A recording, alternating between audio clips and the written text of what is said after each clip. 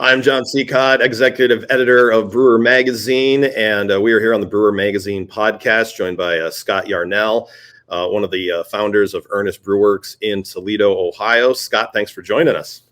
Yeah, thanks, John. Thanks for asking me to be on the podcast. Yeah, tell us a little bit about your history. I think you guys, going on, you just had your 7th anniversary. Yes. So how are things going in Toledo? And, why did you guys even start a brewery in Toledo? Oh, the lovely city of Toledo. We started in Toledo because I met my business partner, and I met you, John, through homebrewing years before Earnest opened. And I was like a lot of home brewers. I thought, hey, I'd like to visit breweries. I would like to open a brewery someday. And Toledo really did not have a brewer-owned brewery. I know there might be some people jumping on me about what about this or what about that. But I mean like a brewer-owned, where the actual owners in there creating recipes, getting things going, also overseeing all the operations. It's not a side hustle. So I created Earnest Brew Works with Keith Snyder back in 2016. And it's been interesting. And obviously, like you said, we've known each other for years. I mean, we met at the Homebrew Club, the Glass City Mashers. Before I was doing this, I was a sports writer. You were working in the medical field, and we both had a passion for homebrewing. I still remember the first time you invited me to a University of Toledo football game, and you had homebrew on tap at the back of your truck. So it was cool. And to get to see how we've grown, and me going into this industry this way, and then you and Keith going in this way, and it's been neat to see. And it's been great. Like, we bounce ideas off of each other all the time. We run a beer festival together. So we talk a lot of business. So the fact that a camera's on and recording it, this is pretty much the conversations we have anyway. And that's why I wanted to get you on, because we just had the Ohio Craft Brewers Conference in Toledo. You got to sit in on a panel talking about tap rooms and how tap rooms have become such a vital part of a craft beer to succeed. I think probably even when Earnest started, you probably thought, well, we're going to, build up a little bit, get packages, send them all over the state of Ohio and work that. But you guys have changed that model. I mean, what was that emphasis that really got you to think, these taproom models is better? I mean, you guys started with a small tap room. You now have 3 in an 18-mile square vicinity to be able to serve parts. I mean, why was the taproom model become such an important part of what Earnest does now? Well, Earnest Brew Works, we have our mission statement is we choose to brew great beer for our community's enjoyment. So we're here to serve our community. And one way we serve our community is with our tap rooms. There's a lot of customers I know very well. The tap room I'm sitting in right now is the main tap room. It's only like 2 miles from my house. Actually, my business partner Keith lives closer. I think it's like 1.8 miles of his house. So this is our neighborhood. And we know the people that come here. And then we got to know some of the customers that come here. And like I said, when we started in Toledo, there were not many breweries at all. So we were drawing people in from Monclova Township, which is out the suburbs and around. But now, so other taps and our customers, they were complaining about driving here. More or less, they said it in a nice way. They said, we'd like to come to Earnest more. So we thought, well, if people really want to drink our beer, we need more tap rooms. And what's stopping them from coming here is geographic region. We'll just open up more tap rooms. So the way we're in Toledo is we're at one point, and we have one downtown, and we got another one here. So it's like a triangle. So they're about 6 miles apart, these tap rooms, and they serve totally different communities. There's not much cannibalism, meaning that like at Westgate, which is 6 miles from here in West Toledo, we're in South Toledo, did not pick up many regular customers from here. In fact, I still talk to customers that haven't even been to downtown, and that's coming up on 3 years old. Wow. And it's like, it's a metro area downtown. You figure anybody that lives in suburbs goes into downtown, wherever they're at, once or twice a year. But I know some people just don't go at all. So they've never been there. It's very neighborhood centric. I'm starting to develop this idea that I wanted to open up a brewery. What I ended up with is 3 dive tap rooms, where it's just drawn local. A dive bar just draws like locals. No one's driving across town to go to a dive bar. That's your local haunt. And we do. We get a lot of people that go out to eat and they're not ready to go home yet. And let's come here and stop in one of the tap rooms, have a beer before they go home is a common thing. Yeah. And that changed for you because, like, I think at one point you guys weren't going to do that. You were looking at more of a distribution model with a central tap room because, like you said, that's what you kind of grew up in your industry with, and it's changed drastically. Yeah, it is. Yeah, I benchmark my stuff, or I'm not really say seriously benchmark. I never thought I was going to get as big as Bell's or Founders or some of the great breweries in Michigan, but Rhinegeist here in Ohio. Rhinegeist is huge. Rhinegeist is in multiple states. They pretty much opened up with the state of Ohio. They opened up only like 3 years before me. And I think Rhinegeist and Great Lakes, between two of them, they do probably 250,000 barrels a year. Each of them, I have more tap rooms than those two put together. How about that? Right.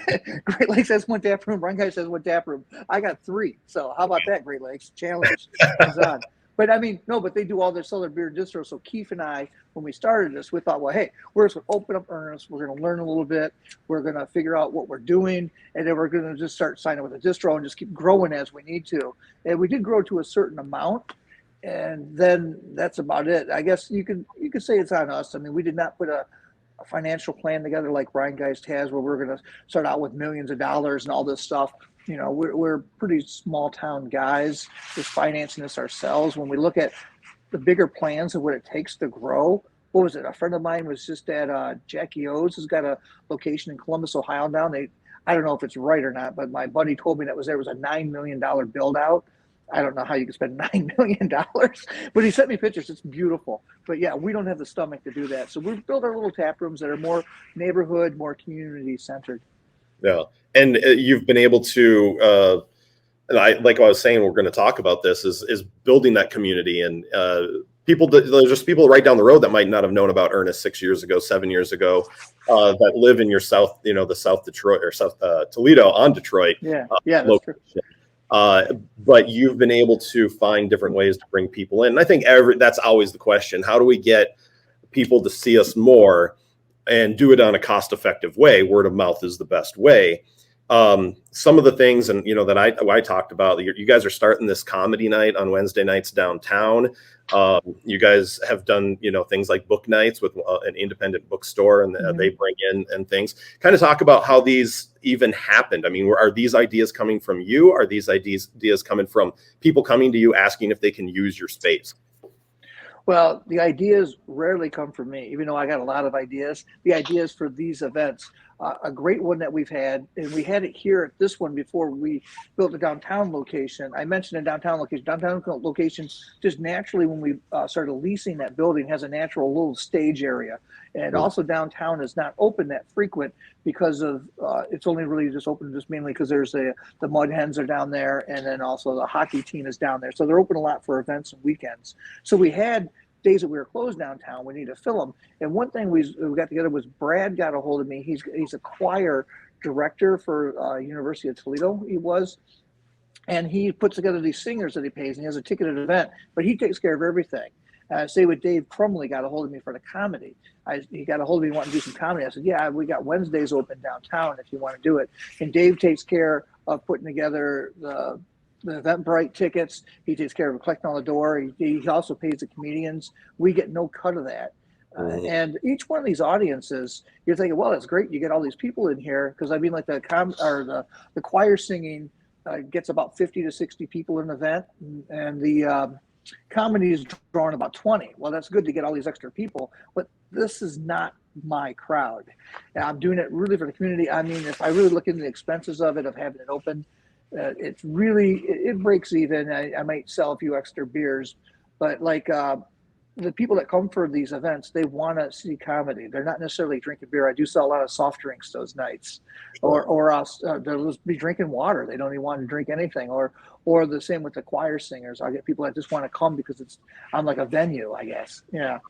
So, but it does get my name out there, and I imagine it works like this. If you come to the choir singing thing, he does like a Burns night for Robert Burns. He does a really good Oktoberfest with like traditional German songs. So you're coming there for that, even though you don't even drink. You might have a nephew coming and visiting from Portland, Oregon, or San Diego County, and he says, "Hey, I'm only in town for one day. I want to visit a brewery." And your uncle says, "Hey, I go there 6 times a year for these events. I never drink there, but everyone says it's really good. You want to go to Earnest?" And I imagine things like that happen. Or maybe you might not be drinking at that event. Maybe you do, you got some friends in out of town and you could decide to go to Earnest. So it works for me.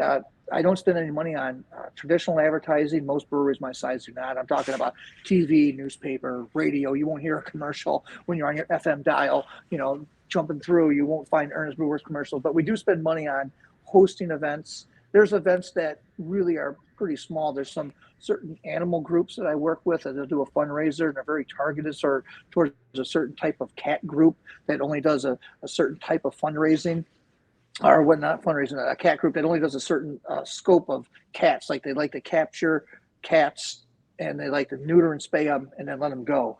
And that's got a very small appeal as opposed to when you do one with a cat group that does more adoption. But they won't bring many people. But I'll host their events, and sometimes some of those events are not even $100 I bring in. So yeah, but it's still, like you said, it's just creating that aspect of a community, and people know that you're available. And then for you, I mean, do you guys track how successful something is, or are you still in that mindset of we just want to be available to people and kind of on a every event type of or idea comes to you and you guys can flesh it out, not just like, yeah, come on in? Well, I do track them, and what it is, Toledo is not a very big market, so I'm not like I'm getting inundated all the time with all these things. So I don't say yes to everything either. So yeah, because there are some stuff I expect them to have some social media presence. I expect these groups to promote it a little bit, and I'll share their events on my social media too. So I want these events to be successful. It's just that not all of them are. Some of them draw a really small group. Yeah. Well, what else is going on for you guys? Obviously you guys just had Heat Week. I think you fun with the beers too, which can bring in a different crowd as well. I know. Is Peanut Butter Month coming up for you guys? Is that the next one? Peanut Butter Month, John. Peanut Butter Month is going to be something else. Hear me now. His Peanut Butter Month is February 1st. Also, end of Dry January. End of Dry January and Heat Week. And it's just going to be something else. This Thursday is the 1st of February. We're going to kick off Peanut Butter Month. People love the idea that when you put something together, we'll have a firkin full of peanut butter beer. We'll tap open. We'll have peanut butter beers on draft. And also, it's the end of Dry January. There's a lot of people that I know mostly drinkers. It's ridiculous the amount of friends that I know that are participating in Dry January, let alone people I don't. It is fairly popular. It's not just a tiny niche thing. I do see stuff on certain craft beer professional forums and different things on Facebook coming through. Like, yeah, it is real. Dry January is real. When I started 6 years ago, you would have to explain to somebody what you're doing. If you mentioned Dry January, what you're doing, no one would know. Now you just say Dry January, and you're most likely your friend will go, "Oh yeah, me too." Or my wife is also doing that. It's like, yeah. So Dry January will end, and also Peanut Butter Month will kick off. Yeah, it would be nice. We've been doing peanut butter beers. Started out when I opened, I really wanted this idea of have firkins every week, and we did have firkins from the first week on in 2016 on Thursdays. But for whatever reason, the public, they were strong for 5 years. So just in the last couple of years, firkins started dying off, meaning we'd had to dump too much at the end of the night. And eventually we were dumping so much, it just got ridiculous that, okay, every week it's like this. Let's not be doing firkins anymore. So we stopped doing firkins. Now we do them for special events. Now it seems to work. Like you mentioned, Heat Week was last week. Heat Week, we did 6 special firkins, and they got hotter throughout the week. We started on Monday, we started with them. And that really worked with my customers. It resonated with them. They came in. We sold out almost of all those firkins, which was great because I hate dumping product. Exactly. Yeah. Well, cool. Yeah, that's kind of the stuff I wanted to talk about. I think it's cool that you've been able to develop this. I don't think you thought that this is what Earnest was going to be. I know you always thought you wanted to be part of the community, but the way the community has you've come to the community and with these tap rooms, and you're just Westgate's just 1 year old here, not even coming up. Not even.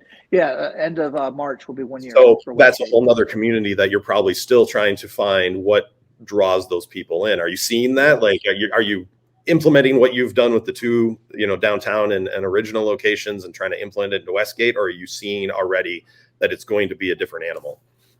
It is a different animal. The one I'm sitting in right now, none of my tap rooms have food, so we depend on food trucks. The downtown one does not have food trucks. There's a great pizza place right across the street from my downtown location. Most everybody gets that. Plus, within a 5-minute walk where I'm at downtown, you probably hit 10 different restaurants, including world famous Tony Pacco's is right there. So plus while I'm in the city downtown, I have no parking. so there's nowhere to really put a food truck. There's some weird rules and regulations about parking food trucks on public streets. Pretty much you're not supposed to. So I don't do food trucks there at all. Food trucks here I do every day in South Toledo. I'm in a neighborhood. I'm looking out right now at the window. I'm looking at houses. I have a pharmacy across the street from me, and that's the only business. Everything else around here is that we're in a neighborhood. So the food trucks serve very well. Customers, or not customers, neighbors that live around here have figured out that I have food trucks, and they'll come in. I'll see them. They'll pull in, they'll get out, they'll go up order food truck, and then they'll leave. So I'm actually serving the community that way. Westgate, the new one you mentioned, is a different animal. That is in a very heavily populated shopping area of Toledo. If you looked at it on a map, all you see is stores everywhere and restaurants. I got every restaurant over there. All the fast casual ones are represented, like Super Chicks, Chipotle's.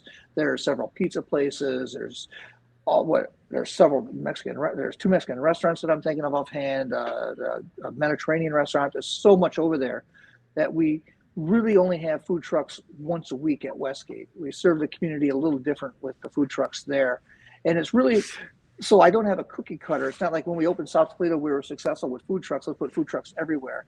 Yeah. That just doesn't work. So yeah, each one is kind of similar, but also different, to cater to its community. Westgate, not been open a year yet. It's got a different vibe than the one I'm sitting in now, the original one. We have a lot of people that walk here or can drive here in like 2 minutes. Whereas Westgate, it's in a shopping area, but there are houses relatively close, but we get fewer people walking there, than we do South Toledo. So it's a little bit different market. We're also, we developed in South Toledo with no expectations from scratch. We were a brewery, just boom, just popped up, and no one knew what, we were talking 2016, there were hardly, how many breweries were in my market? Toledo's a market of about 500,000 people. When you look at the Metro stats, the Metro Toledo had what? 3 breweries or so? Yes. For like 500,000 people metro area. Yeah. Now we got like 20 in the metro area. Yeah. So we didn't have hardly any. So people really just wanted to check out a brewery. So our tap room in here is small. So it looked like we would be super busy. We developed some good clientele. Then we opened Westgate up. Westgate's tap room is probably 3 times the size, which is not that big. It still holds about 60 people. Yeah. But we got to get into the habit. The customers that we have at Westgate, the clientele that comes in there, they come in more, not as frequent, the regulars. And also we need to reach out to other customers that are over there that would come to Earnest. I guess I'm saying, like, if you live in those neighborhoods within a half mile of my new place, you and your wife and your family might have a habit every Friday or Saturday, you like to go here, X, Y, or Z. I need to somehow get you to come to my place instead and wow you with my great service and beers. And then you'll say, hey, we'll come back, Right. But it's not as easy, the Westgate, as it was South Toledo, that's for sure. Sure. Well, good. Well, best of luck to you guys. And, thanks for joining us here as we kind of start doing some more video podcasting and some more stuff to be able to share with the community. And it's always great to be able to talk to brewers and brewery owners that are still being able to, find new ways to be able to try to build their business. And I appreciate you sharing some time with us. Yeah, no problem, John. Yeah, we'd love to do all kinds of new stuff. I'm trying to think if we got anything really super notable that we want to do new. Oh yeah, this Sunday coming up, for the first time ever, I think but the other people that are in the business will appreciate this. Toledo's a small market. I keep saying, everybody knows how small Toledo is. We have the Walleye, which is our hockey team, whether an affiliate with the Red Wings and maybe Chicago. What's that, John? Is that right? Yep. Yeah, so it draws a lot of people. People love going to these games. These are big stadiums, and here it comes. I can't get my beer in there. I don't need to know why. You guys, everyone knows why. It's listening to me. Why I can't get my local beer into the largest stadium in the area, the largest indoor arena in the area doesn't want my beer. Everyone knows why. Okay. Anyways, so this Sunday, I actually booked a 50-person event and I told them on the phone, emails, text, everything. We have to have Earnest beer. I said, it's ridiculous that I'm going to book a 50-person event and not have my own beer there. So we'll see. Fingers crossed. They better have my beer there. And it's going to be pretty fun because we have 50 people that are really solid. These are Earnest customers that I put together this event. And it's also my staff that will be attending. It's going to be a great event. So there's going to be a lot of Earnest beer finally drink at the Huntington Center. And we'll be going on social media with that and everything. And we'll see we'll see what the big guy says, the people in charge that won't let my beer in there, because it will be in there. It's better beer, otherwise we'll be bitching a lot. Well, good luck with that one. I know. If it works, I want to do more events with them. But everyone listening to me or listening to this knows, the biggest stadiums and the biggest arenas, it's very difficult to break into. It is. Well, good. Well, thanks a lot, Scott. Thanks, John. Don't forget, you can always check on brewermag.com. You can also see us on YouTube and listen to us on Spotify. And don't forget daily updates on Facebook, Instagram, and X. I'm Executive Editor John Sicotte for brewermagazine.com.